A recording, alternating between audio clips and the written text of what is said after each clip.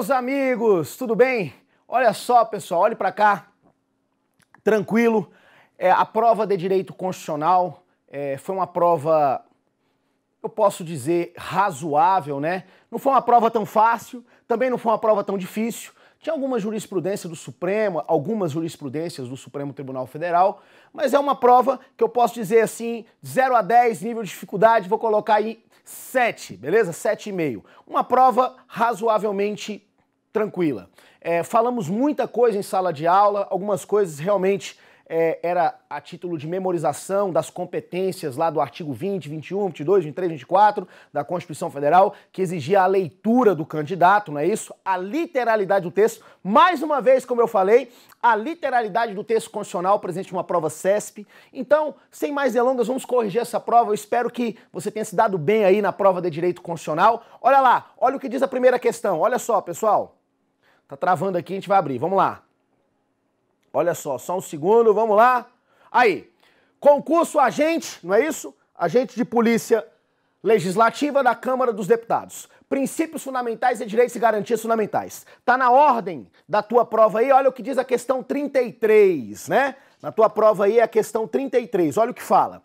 Prescinde, mais uma vez esse peguinha bobo do CESP, né? Dispensa, né? Prescinde, dispensa. Dispensa de previsão legal, tá falando que não exige lei a exigência de aprovação em exame psicotécnico para habilitação de candidato a cargo público. Provavelmente o gabarito será um gabarito incorreto, porque a gente estudou demais, não é verdade? Não é isso, senhores? Qualquer exigência para concurso público, ainda mais se for psicotécnico, em primeiro lugar, tem que estar previsto em lei, não apenas em edital. Segundo, tem que ser compatível. Lembra disso?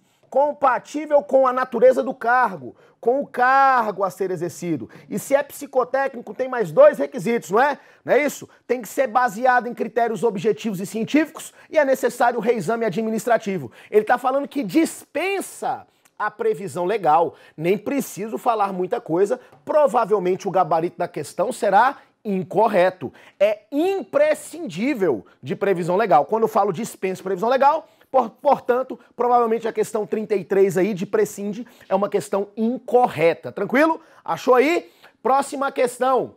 Essa nós falamos até dizer chega, né, pessoal? Olha lá.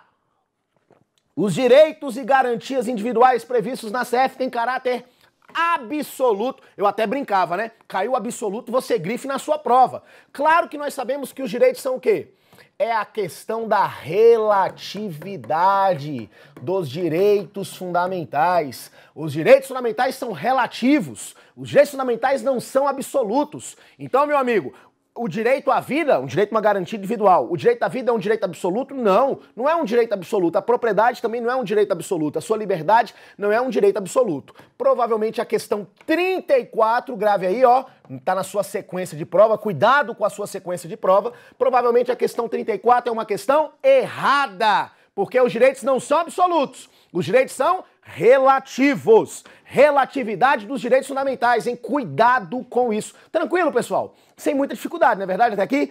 Olha agora a próxima questão, uma questão já que já veio com um pouquinho mais de jurisprudência. Olha lá o que diz a questão.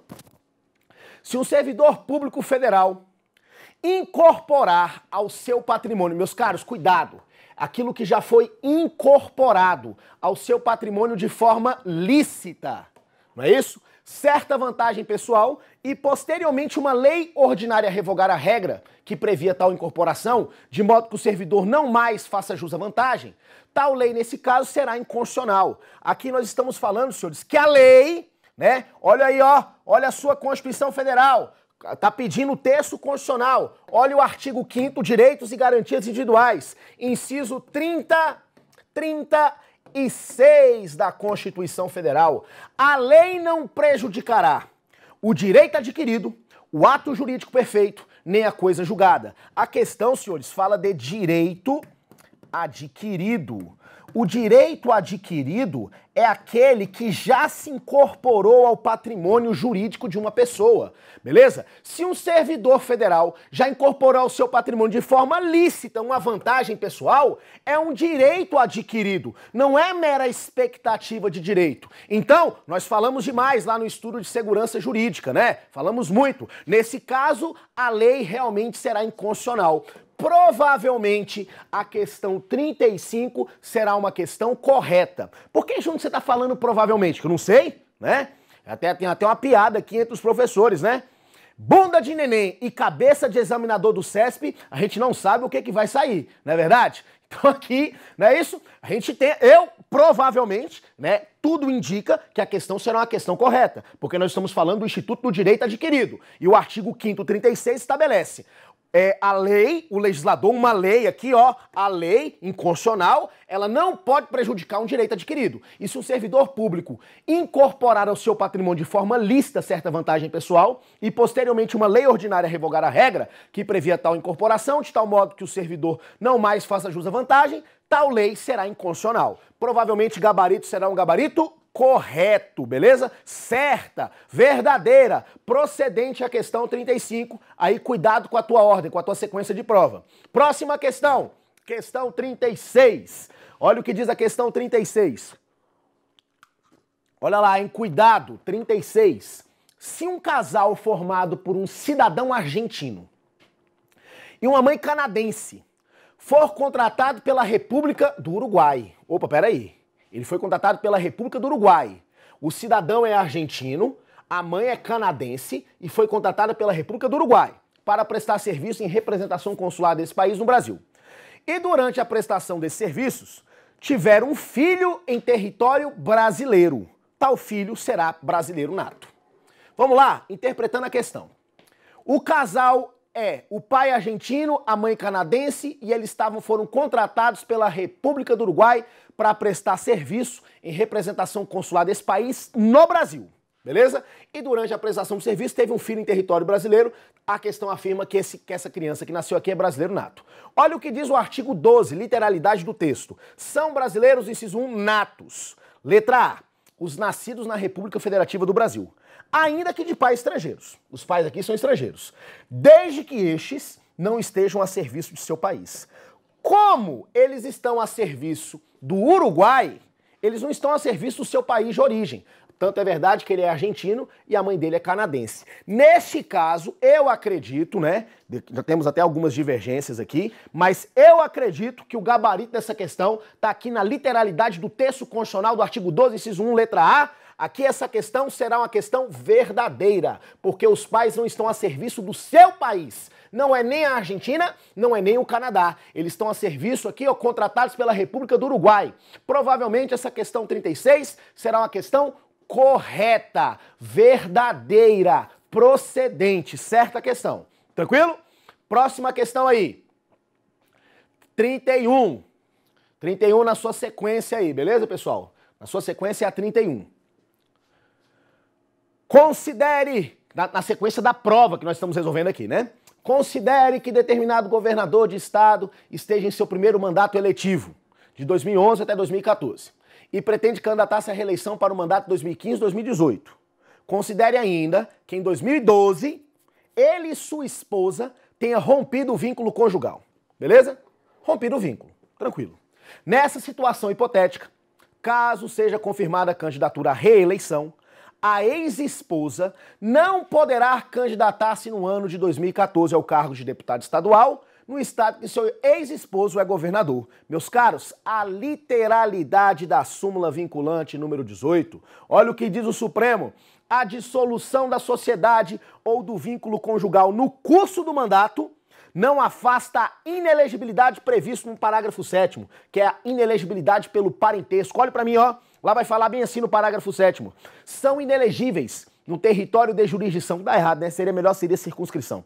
São inelegíveis no território de circunscrição do titular os cônjuges, aí não fala, mas a doutrina já entende, a jurisprudência também. Com os companheiros, consanguíneos ou afins, até o segundo grau, ou por adoção do presidente, governador, de prefeito, ou de quem os haja sucedido ou substituído no curso do mandato, salvo se candidato à reeleição. Meu amigo, a separação judicial, a dissolução da sociedade ou do vínculo conjugal no curso do mandato não afasta a inelegibilidade. Então a ex-esposa não poderá candidatar-se no ano de 2014 ao cargo de deputado estadual em que seu esposo é governador. Ela, caso seja confirmada a candidatura à reeleição, a ex-esposa não pode. Portanto, muito provável que a questão 31 virá como questão correta, certa, verdadeira, procedente, beleza? Ó, o marido dela, o ex-marido, né, se separaram durante o mandato, se separaram. Na reeleição, ela não poderá concorrer porque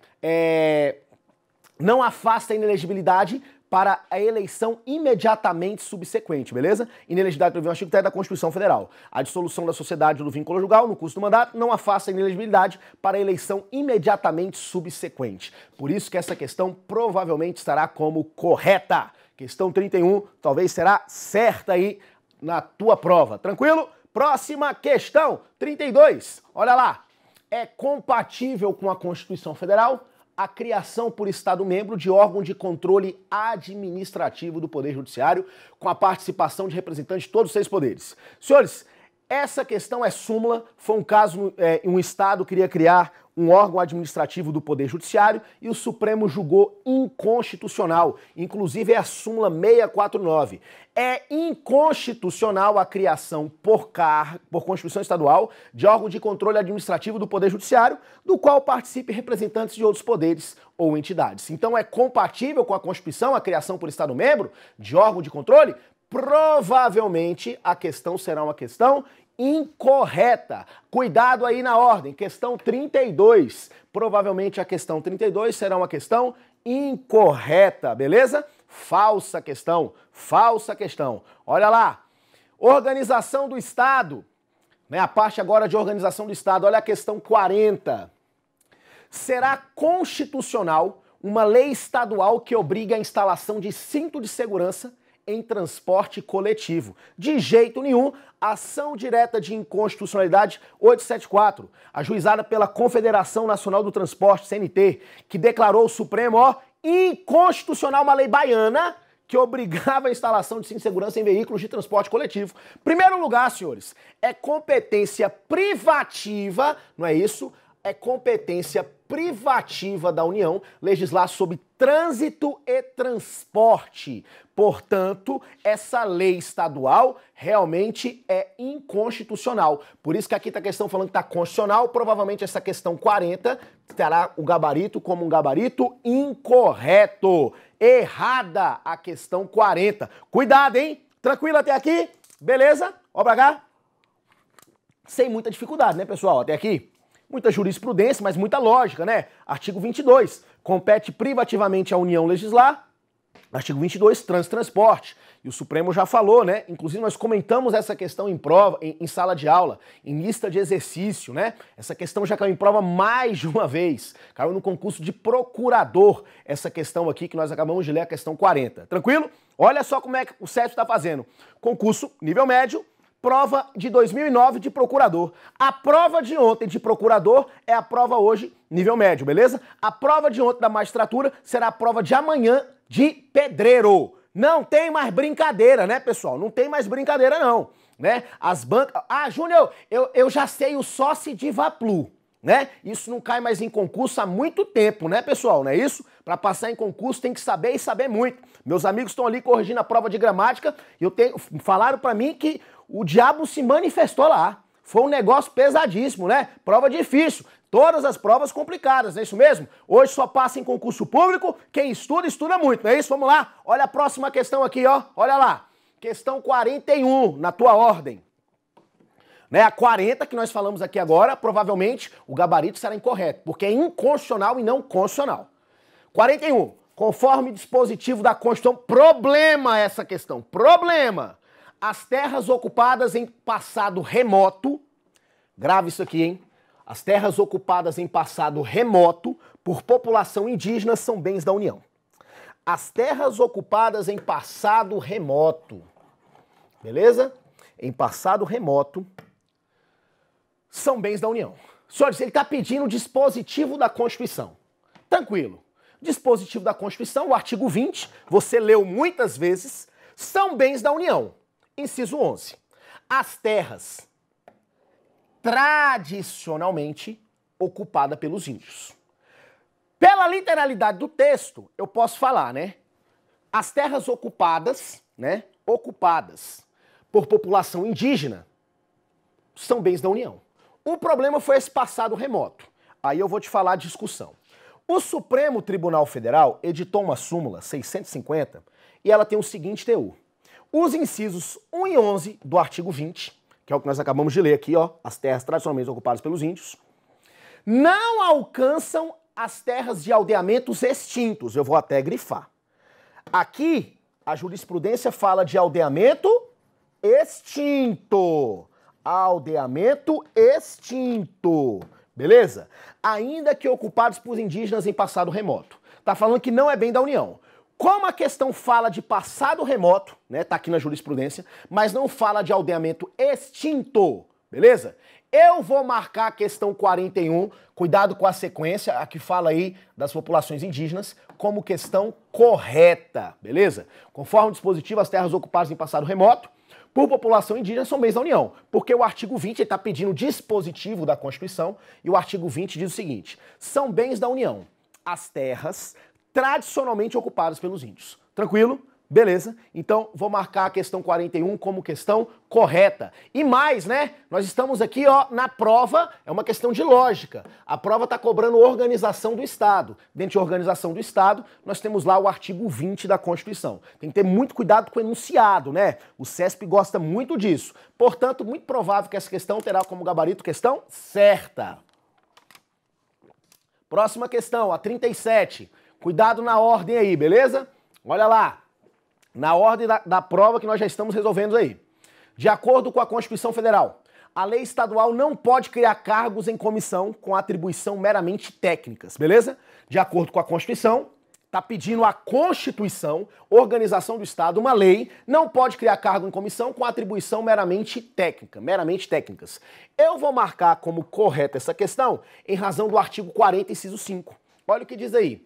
As funções de confiança exercida exclusivamente por servidores ocupantes de cargo efetivo e os cargos em comissão, que é o que nos interessa agora, a serem preenchidos por servidores de carreira nos casos, condições e percentuais mínimos preenchidos em lei, destinam-se apenas à atribuição de, vou grifar, de direção, chefia e assessoramento. Meu amigo, não pode uma lei estadual criar um cargo meramente técnico, se é um cargo em comissão, meramente técnico, porque cargo em comissão, as atribuições são direção, chefia e assessoramento, tranquilo? Provavelmente, de acordo com a Constituição, não pode criar, essa questão terá como gabarito correto, provavelmente gabarito correto, de acordo com o artigo 40, inciso 5 da Constituição Federal. Você vai até olhar também a sua prova de direito administrativo, né? O teu professor vai corrigir provavelmente de novo essa questão, mas é uma questão com gabarito correto, dentro do estudo do direito administrativo. Tranquilo? Próxima questão, 38. Cuidado na sequência. Os requisitos de idade e tempo de contribuição para aposentadoria voluntária, cuidado em nome de Jesus, cuidado, de professor de universidade federal.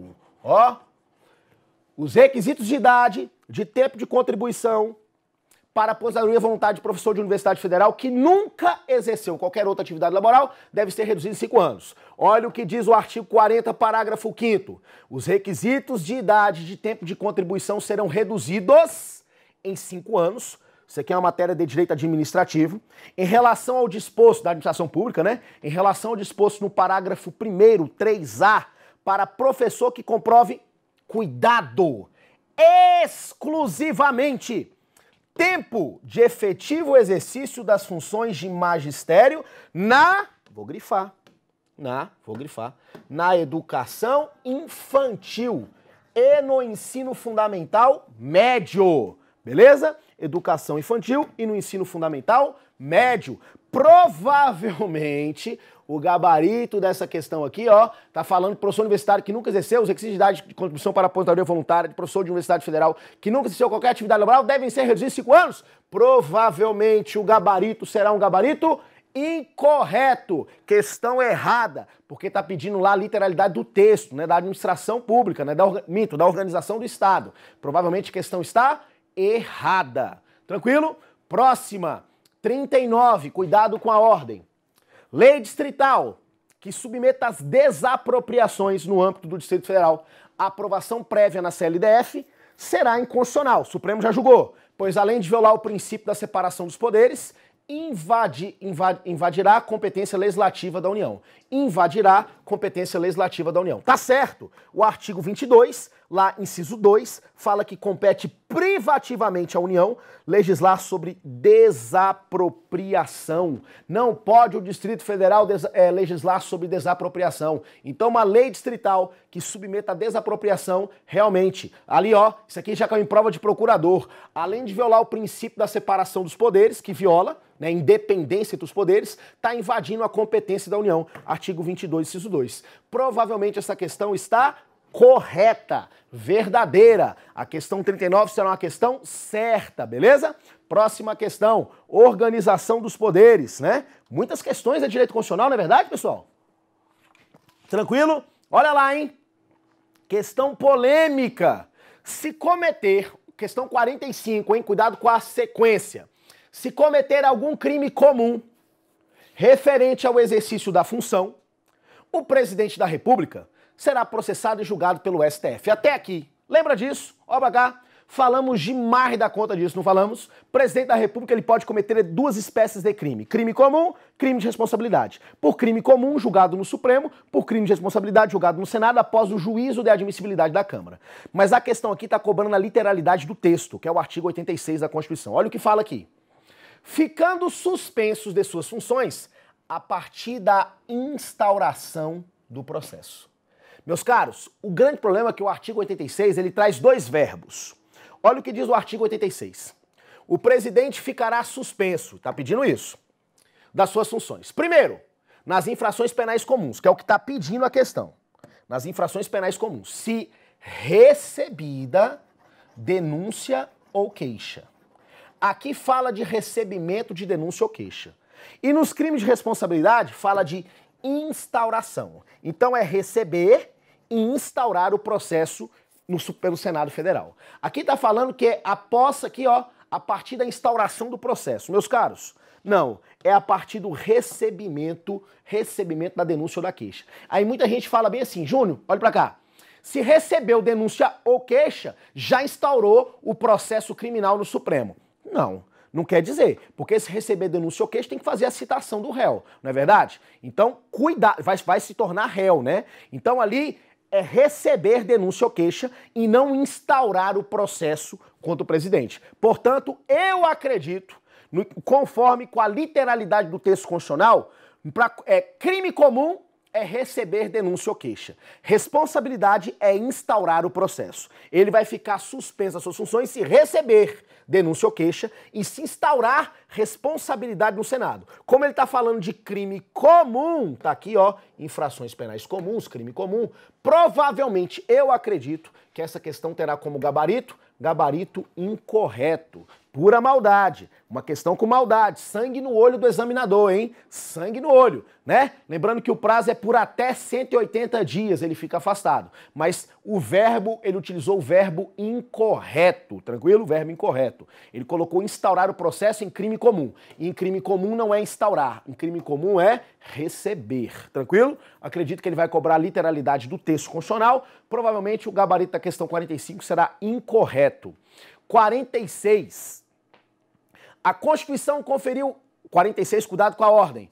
A Constituição conferiu às mesas da Câmara e do Senado o direito de requerer informações a ministro de Estado, mas não conferiu a parlamentar individualmente. Tranquila a questão, artigo 50, parágrafo 2º, realmente o parlamentar não tem competência individualmente, ele submete o requerimento de informação, né, um requerimento mesmo de informação, né, parlamentar requer informação diretamente ao INCRA, a tal órgão, né? Ele submete a aprovação e é a mesa que pede, beleza? Então olha o que diz 50, parágrafo 2º. As mesas da Câmara dos Deputados do Senado Federal poderão encaminhar as mesas que podem encaminhar pedido de escrito de informação a ministro de Estado ou a qualquer das pessoas referidas no caput desse artigo, importando em crime de responsabilidade de recusa ou não atendimento no prazo de 30 dias, bem como prestação de informações falsas, que é princípio simétrico em todas as constituições estaduais e também na lei orgânica do Distrito Federal. Portanto, provavelmente a questão 46 terá como gabarito correto, gabarito certo, verdadeira questão 46. Essa da Câmara dos Deputados, o direito de requerer informações, tranquilo? E não confere a parlamentares individualmente, certa questão. 42. O presidente da República pode delegar ao ministro de Estado a competência para aplicar pena de demissão a servidores públicos federais. Lembra disso? Falamos demais dessa questão, hein? Inclusive falei ontem dela no Grandicas. Olha que legal. Você que assistiu o Grandicas, nós falamos dessa questão, que o presidente pode delegar 3 competências para 3 autoridades. E uma das competências é o artigo 84, inciso 25, primeira parte. E o 25, primeira parte fala: compete privativamente ao presidente da República prover e extinguir cargos públicos. Ele pode delegar apenas a primeira parte, que é prover, não é isso? Ele pode delegar a competência para prover cargos. Só que o STF já falou que quem pode prover também pode desprover. E esse desprover aqui, ó, você vai usar em sentido amplo, que significa demitir ou, né, exonerar, beleza? Demitir ou exonerar. Muito provavelmente, de acordo com a jurisprudência do Supremo, né, lá no artigo 84 da Constituição, lá no seu parágrafo único, que essa competência pode ser delegada, que está no inciso 25, mas não é o 25 todo, é o 25 primeira parte, que fala de desprover, só que quem pode desprover também pode, quem pode prover também pode desprover, que significa, inclusive, demissão. Tranquilo? Vamos lá, essa questão aqui, provavelmente, questão estará como questão correta. Questão correta, beleza, pessoal? Tranquilo? Questão correta. E a última questão, olha lá. A Constituição Federal autoriza o presidente da República a criar cargos e extinguir os órgãos públicos por meio de decreto. Pelo amor de Deus, né, pessoal? Falamos demais. O artigo 84 da Constituição, inciso 6, fala que o presidente não pode, não é isso? Ele não pode extinguir órgãos públicos por meio de decreto. Lá ele fala que ele pode criar, né? Ele pode extinguir cargos vagos. Agora ele não pode nem criar e extinguir órgão público.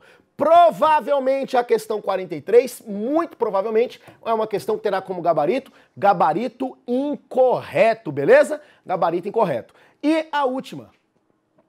Afrontaria a Constituição, dispositivo da Constituição Estadual, que previsse que a ausência do país de governador e de vice-governador por qualquer prazo dependeria de prévia licença da Assembleia Legislativa. Senhor, isso aqui também é jurisprudência do Supremo Tribunal Federal, afronta a Constituição, um dispositivo da Constituição Estadual que previa a ausência do país de governador e de vice-governador por qualquer prazo. Gabarito correto. Artigo 83 fala, né? Lá o presidente não poderão, por licença, por prazo aqui de 15 dias. É que ele colocou qualquer prazo. Por isso, gabarito aqui correto, afronta mesmo o dispositivo da Constituição Estadual. Tranquilo, pessoal? Beleza? Os colegas estão ali eufóricos, desesperados, até desrespeitosos. Entraram aqui batendo na porta, mas é isso aí. Tranquilo? Sem nenhum problema, não tem nenhum problema, tranquilo. Espero que você tenha aí gabaritado a prova. Que Deus te abençoe. Sucesso, beleza? E tranquilo, estudando sempre, conte comigo, entra na minha página lá no Facebook, Professor Júnior Vieira. Tô lá no Facebook sempre, beleza? Um grande abraço, a gente se vê, beijo no coração, até mais, valeu!